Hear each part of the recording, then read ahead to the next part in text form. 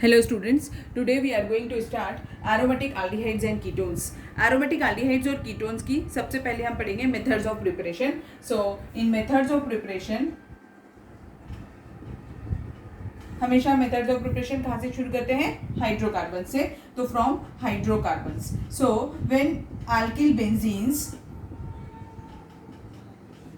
Is oxidise.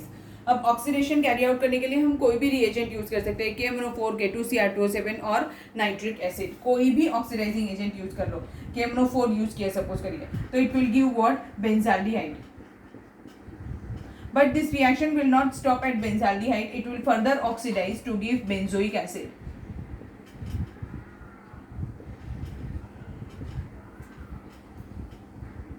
So this is not a good method to prepare benzaldehyde, because in this, instead of getting benzaldehyde, the reaction will go further and the benzaldehyde will get further oxidized to give benzoic acid. ठीक है, इसीलिए instead of using KMnO4, K2Cr2O7 या फिर concentrated nitric acid, we have to use such a reagent which is mild और which is a weak oxidising agent and it oxidises the alkyl benzene only up to the aldehydic stage. So now let's see what are the oxidizing agents which are weak. So weak oxidizing agent is chromic acid in acetic anhydride. Chromic oxide in acetic anhydride, CrO3. Chromic oxide in acetic anhydride.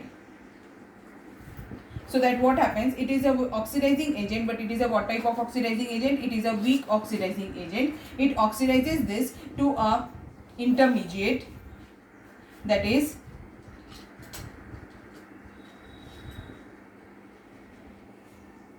this intermediate is obtained, which on acid hydrolysis gives benzaldehyde.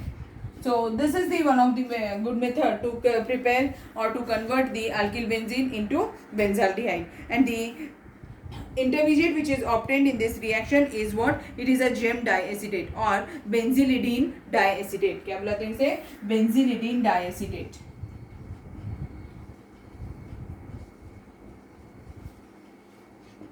समझ में आया? तो यानी अगर मुझे किसी भी aromatic hydrocarbon को या फिर अल्किल बेंजीन को अगर मुझे एल्डिहाइड में कन्वर्ट करना है यानी बेंजाल्डिहाइड में कन्वर्ट करना है तो मुझे हमेशा क्या यूज करना पड़ेगा? वीक ऑक्सीडाइजिंग एजेंट यूज करना होगा. अदरवाइज मुझे तो बेंजोइक एसिड प्रोडक्ट मिलने वाला है. ठीक है, अब इसके बाद में एक और मेथड है फ्रॉम अल्किल बेंजीन, वो है Etard's reaction.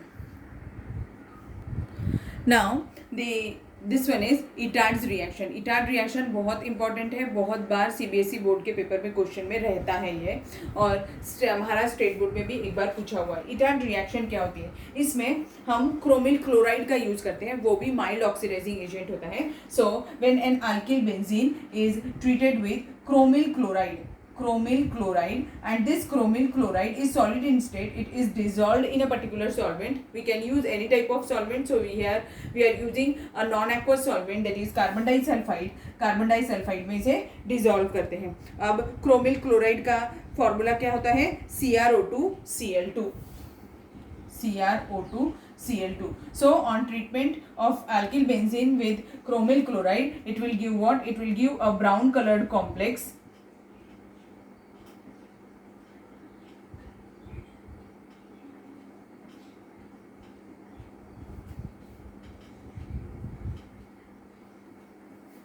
This type of brown colored complex is formed. Sorry, यहाँ पे Cl2 आएगा, गलती से लिख दिया. This brown colored complex is formed which undergoes acid hydrolysis to give benzaldehyde. ठीक है, एक बार क्वेश्चन इस पर आ गया था कि what is the colour of the complex obtained in Etard reaction. ऐसा ऑब्जेक्टिव में क्वेश्चन आया था, तो आपको पता होना चाहिए क्या है. ब्राउन कलर्ड कॉम्प्लेक्स है.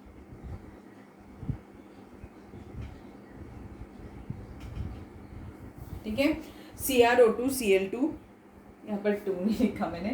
CrO2Cl2 is chromyl chloride. इसके साथ में ये वीक ऑक्सीडाइजिंग एजेंट है. क्या है? This is also a weak oxidising agent. It oxidises only up to the aldehydic stage. मैंने अभी यहाँ पर टोलिन लिया है. ये हमारा स्टार्टिंग रिएक्टेंट क्या है, टोलीन है। अगर सपोज करो मैंने कोई इथिल बेंजीन ले लिया, इथिल बेंजीन यानी CH2CH3 ले लिया, और इसका रिएक्शन मैं ये क्रोमिल क्लोराइड के साथ कैरी आउट कर रही हूँ इन presence of in CH2 medium, that is CrO2Cl2 in CH2, तो ये क्या दे देगा, इट विल गिव, हमेशा एक चीज याद रखिएगा कि aldehydes are always terminally placed, that can, इसलिए ये वाला कार्बन ऑक्सीडाइज नहीं होगा। कौन सा कार्बन ऑक्सीडाइज होगा, ये वाला कार्बन ऑक्सीडाइज होगा, और वो क्या बनाएगा, aldehyde बनाएगा। तो वहां पर लिख के भी रख लीजिए आप अपने पास, that is aldehydes are always terminally placed। समझ में आया आपको यहाँ तक? तो ये सिंपल मेथड थी। इटार्ड रिएक्शन इंपॉर्टेंट है, स्टार मार्क बना के रख लीजिए, इस पर बहुत बार क्वेश्चन पूछते हैं। So there is one more method by which alkyl benzenes can be converted into aldehyde, that is by chlorination।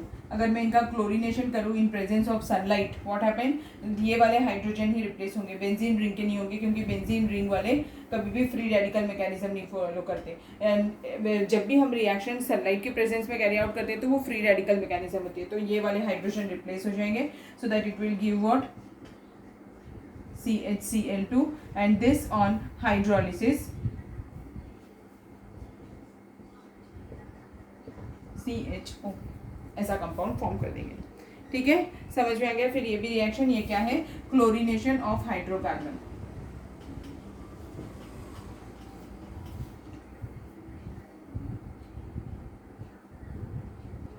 Next is Gattermann-Koch synthesis. Gattermann-Koch synthesis is the method to convert again the benzene or its derivatives into benzaldehyde. But in this what happens, it is a two-step reaction. In this, first carbon monoxide is treated with HCl in presence of anhydrous AlCl3. On heating it gives HCOCl. It prepares this, and when benzene is treated with HCOCl, again in presence of anhydrous AlCl3 or Q+ chloride, on heating it gives benzaldehyde plus HCl।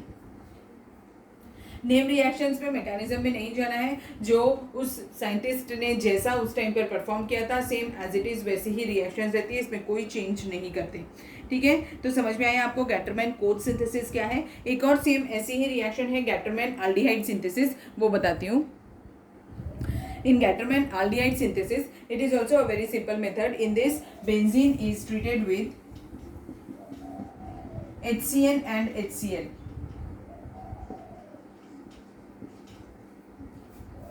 Benzene on treatment with hydrogen cyanide and HCl in presence of anhydrous AlCl3.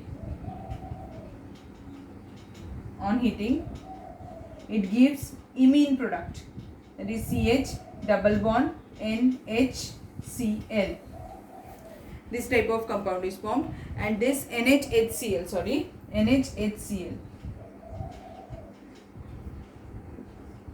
This is an imine, and this imine on hydrolysis gives what, यहाँ से bond break होगा, यहाँ पर oxygen चले जाएगा, यहाँ पे H2, तो देखो NHH4 है, तो बाई प्रोडक्ट क्या हो जाएगा यहाँ पर NH4Cl, और मेन प्रोडक्ट क्या हो जाएगा, बेंजाल्डिहाइड, ऐसा फॉर्म हुआ।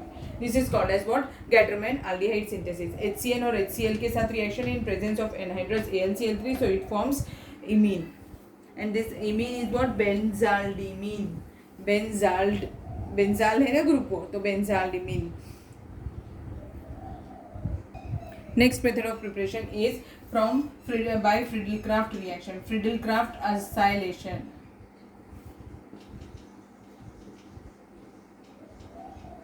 ये रिएक्शन हम पढ़ चुके हैं लास्ट क्लास हैलोजन डेरिवेटिव्स में, फिर से एक बार बता दे रही हूँ। फ्रिडल-क्राफ्ट असैलेशन रिएक्शन क्या होती है, Friedel-crafts. In this benzene is treated with acyl chloride, that is CH3COCl, and the reaction takes place in presence of anhydrous AlCl3, so that it gives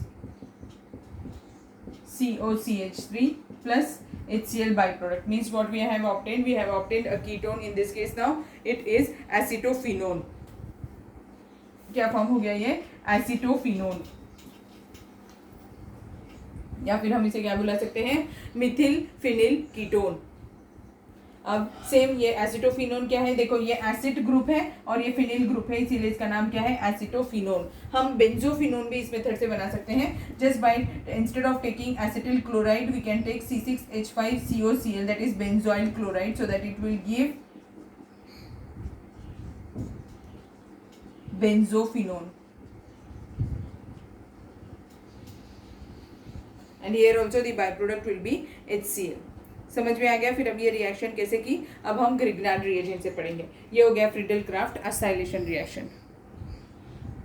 ये कौन सी रिएक्शन है, ये एक इलेक्ट्रोफिलिक सब्स्टिट्यूशन रिएक्शन है। इसमें क्या डेवलप कौन सा इलेक्ट्रोफाइल जनरेट होता है, acylium ion that is CH3CO positively charge species इसमें डेवलप होता है, और वही हमारा इसमें अटैकिंग रिएजेंट है। ठीक है, समझ गया आपको फ्रीडल क्राफ्ट असाइलेशन रिएक्शन क्या होता है। फिर अब नेक्स्ट है फ्रॉम ग्रिग्नार्ड रिएजेंट।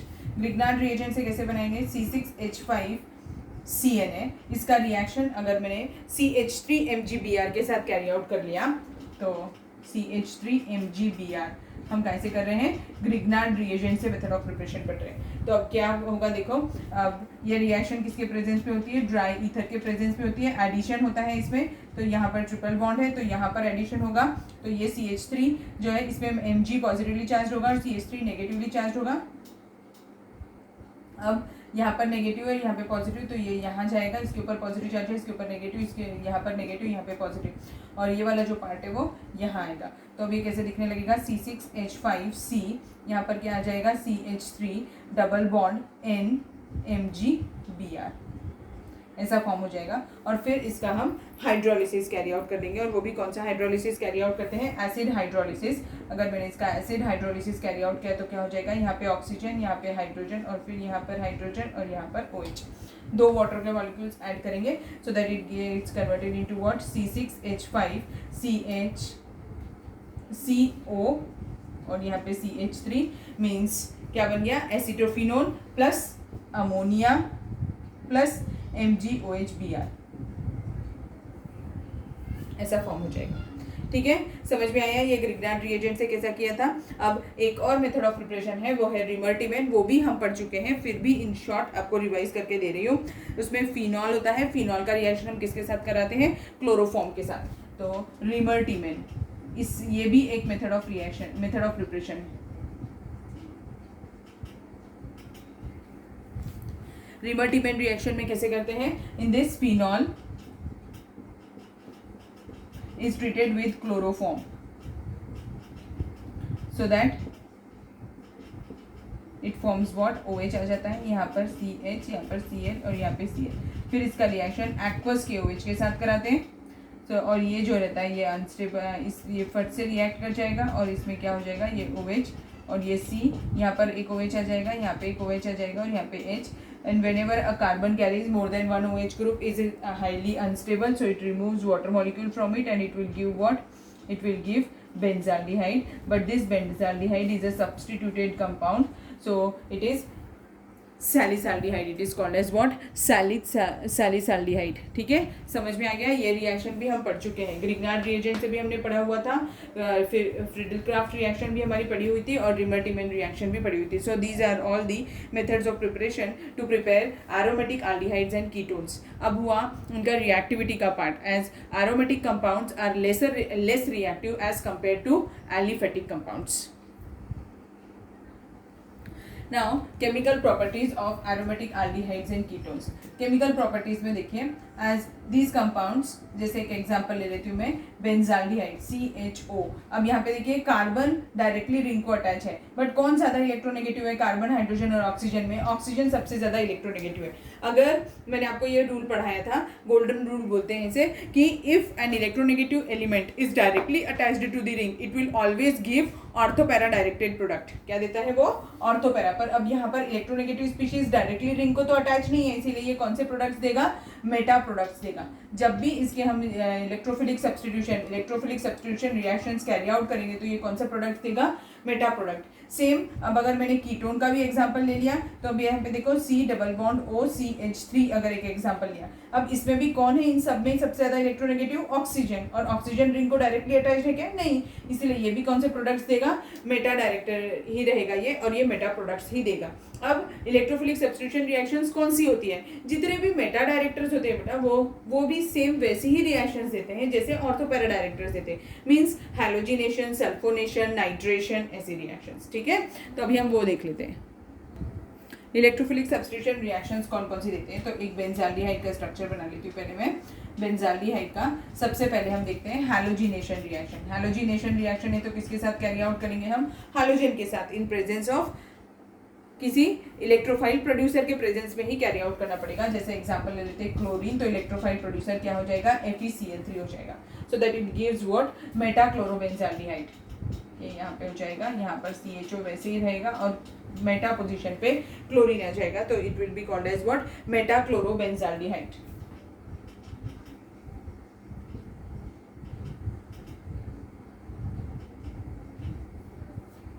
ठीक है, ये हो गई हमारी first electrophilic substitution reaction. Second, अब हम ये जैसा मैंने बेंजाल्डिहाइड के साथ किया है सेम वैसा ही बेटा एसिटोफिनोन के साथ भी रहेगा, यानी यहाँ पर COCH3 अगर ग्रुप अटैच रहा तो देख लो कैसा दिखेगा, COCH3 ग्रुप, यानी वो भी कर देती हूँ यहीं पे। तो अगर मैंने COCH3 ग्रुप के साथ कर रही हूँ तो कैसा हो जाएगा, this on also chlorination in presence of FeCl3 on halogenation it will also give what, Meta product. तो ये मेटा पोजिशन पे क्लोरीन आ जाएगा और ये वैसे ही रहेगा, सॉरी मैंने ये इधर बनाया हुआ है तो ये यहाँ रहेगा, और इसका मेटा पोजीशन, ये अगर फर्स्ट पोजीशन है तो ये ऑर्थो और ये मेटा पोजीशन होगी, तो क्लोरीन यहाँ पर आ जाएगा। ठीक है, आप अपनी पोजीशन से ध्यान रखिएगा, अगर मैंने फर्स्ट पोजीशन रखी होती तो मेरा मेटा यहाँ पर आता, तो आपको आता है वो कैसे देखते हैं, ऑर्थो, पैरा और मेटा। 1-1 पोजीशन रही तो ऑर्थो होती है, और थर्ड पोजीशन पे रहा तो मेटा होती है, और फोर्थ पोजीशन पे रहा तो पैरा होती है। 1-2 पोजीशन, 1 और 2 पोजीशन पे रही तो ऑर्थो, 1 और 3 पोजीशन पे रहा तो मेटा, 1 और 4 पोजीशन पे रहा तो पैरा, तो ऐसा स्पीशीज फॉर्म हो जाएगा। ये क्या है, मेटा क्लोरो एसिटोफिनोन हो जाएगा। अब अगर मैंने इसका नाइट्रेशन कैरी आउट किया, तो नाइट्रेशन कैरी आउट करने के लिए हम क्या यूज करते हैं, नाइट्रिक एसिड यूज करते हैं। तो कॉन्सेंट्रेटेड, अब हम कौन सी रिएक्शन कैरी आउट कर रहे हैं, नाइट्रेशन, सो कॉन्सेंट्रेटेड नाइट्रिक एसिड यूज करेंगे, HNO3। बट आपको पता होगा इसमें भी इलेक्ट्रोफाइल प्रोड्यूसर लगता है, और वो कौन होता है, कॉन्सेंट्रेटेड सल्फ्यूरिक एसिड। तो कॉन्सेंट्रेटेड सल्फ्यूरिक एसिड के प्रेजेंस में रिएक्शन कैरी आउट करेंगे तो ये क्या दे देगा, मेटा पोजीशन पे NO2 ग्रुप लगा देगा। ठीक है, तो मेटा क्लोरोबेंजाल्डिहाइड फॉर्म हो जाएगा। समझ में आया। सेम ऐसा ही हम एसिटोफिनोल के साथ भी कर सकते हैं। अगर मैंने इसका नाइट्रेशन कैरी आउट किया तो ये क्या देगा, बेंजीन रिंग रहेगी। अगर मैं ये OCH3 यहाँ पर ही लगा के रखती हूँ, COCH3 ग्रुप, तो फिर इसका पोजीशन, ये ऑर्थो है, ये बीच का पोजीशन, और ये पैरा, तो ये मेटा पोजीशन है, तो यहाँ पर NO2 ग्रुप लग जाएगा। ठीक है, ऐसा बन जाएगा। तो ये क्या बनेगा, मेटा क्लोरो एसिटोफिनोल, और पहले वाला मेटा क्लोरो बेंजाल्डिहाइड। समझा आपको रिएक्शन कैसे किया मैंने। सेम ऐसा ही अब हम कौन सा एक और रिएक्शन पढ़ते हैं, सल्फोनेशन। तो सल्फोनेशन के लिए हम क्या यूज करते हैं, सल्फ्यूरिक एसिड। अगर मैं सल्फ्यूरिक एसिड के साथ यूज करूँ, H2SO4 के साथ में रिएक्शन करेंगे तो वो क्या बनाएगा, इट विल फॉर्म मेटा बेंजा। अब आपको पता है SO3H ग्रुप ऐड हो जाएगा। SO3H ग्रुप यानी कौन सा ग्रुप होता है, सल्फोनिक ग्रुप होता है। अब देखिए अगर सल्फोनेशन कैरी आउट किया है तो सल्फोनेशन में क्या यूज करते हैं हम, कॉन्सेंट्रेटेड H2SO4 यूज करते हैं। सल्फोनेशन रिएक्शन, ये इसमें इलेक्ट्रोफाइल खुद ही प्रोड्यूस कर लेता है, इसलिए हमें कोई और रिएजेंट लेने की जरूरत नहीं पड़ती है। ठीक, तो अब सल्फोनेशन करेंगे तो वो क्या अटैच करेगा, SO3H ग्रुप अटैच करेगा, और कौन सी पोजीशन पे, पैरा पोजीशन पे SO3H ग्रुप अटैच हो गया, और ये यहाँ पर CHO वैसे के वैसे ही रहेगा। अब हमने ये भी चीज़ पढ़ी हुई है कि जो सल्फोनिक ग्रुप होता है वो सबसे ज़्यादा रिएक्टिव होता है, तो जब भी हम इसका नेमिंग करेंगे तो हमेशा वहाँ से नंबरिंग शुरू करनी पड़ेगी जहाँ पर सल्फोनिक ग्रुप अटैच है, तो वही फर्स्ट होगा। तो अब ये क्या है, मेटा बेंजाल्डिहाइड हो जाएगा और सल्फोनिक एसिड हो जाएगा। ये मेटा हो जाएगा, यहाँ से नंबरिंग शुरू करेंगे 1 2 3, तो ये क्या हो जाएगा, मेटा बेंजाल्डिहाइड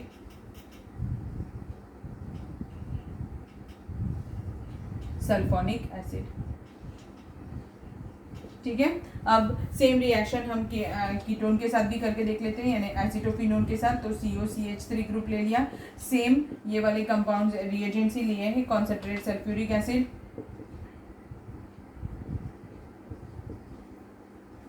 तो अगर कॉन्सेंट्रेटेड सल्फ्यूरिक एसिड लेंगे तो ये भी वैसा ही कंपाउंड फॉर्म करेगा, यहाँ पर SO3H आ जाएगा और यहाँ पर COCH3 ग्रुप रहेगा, और कंपाउंड का नाम क्या हो जाएगा इसमें, मेटा एसिटोफिनोन सल्फोनिक एसिड। ठीक है, समझ में आ गया अभी आपको कैसे होती है इलेक्ट्रोफिलिक सब्स्टिट्यूशन रिएक्शंस, ये हमने पहले भी पढ़ी थी, सेम वैसे ही है। हाँ, वन मोर इम्पॉर्टेंट थिंग, जब भी कोई मेटा डायरेक्टिंग ग्रुप प्रेजेंट होता है वो कभी भी फ्रिडल क्राफ्ट रिएक्शन नहीं देता है, ये चीज़ याद रखिएगा। Friedel Crafts reaction is never given by Meta directors. ठीक, तो अगर कभी क्वेश्चन आया कि what happens when benzaldehyde is treated with acetyl chloride यानी CH3COCl के साथ में रिएक्ट करने के लिए बोल रहा है, तो वहाँ पर रिएक्शन नहीं होगी, याद रखना है ये। ठीक, समझ में आ गया अभी आपको मैंने क्या क्या बताया, बस इस पूरा हमने एरोमेटिक कंपाउंड्स पढ़ लिया है। अब